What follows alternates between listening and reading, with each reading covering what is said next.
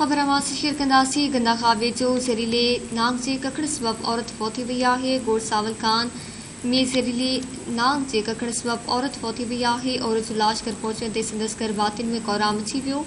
ॻोठाणनि जो चवणु आहे त बोचे पाणी में फाथल ॻोठाणनि खे इंतिज़ामिया जे अमलदारनि पारां का बि सहूलियत न पई ॾिनी वञे।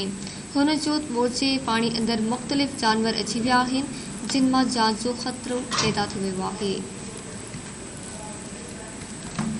गंदा खाबे जो ज़हरीले नाग जे ककड़ सबब औरत फौत थी वई आहे। ख़बर मां शेयर कई पिया। गोड़ सावल खान में ज़हरीले नाग जे ककड़ सबब औरत फौत थी वई। औरत जो इलाज कर पहुचण ते संदसि घर भातियुनि में कोहराम अची वियो। ॻोठाणनि जो चवणु आहे त बोचे पाणी में फाथल ॻोठाणनि खे इंतिज़ामिया जे अमलदारनि पारां का बि सहूलियत न ॾिनी वई आहे। हुन जो त बोचे पाणी अंदरि मुख़्तलिफ़ जानवर अची विया आहिनि, जिन मां जान जो ख़तरो पैदा थी वियो आहे। ख़बर मां शेयर कई पिया।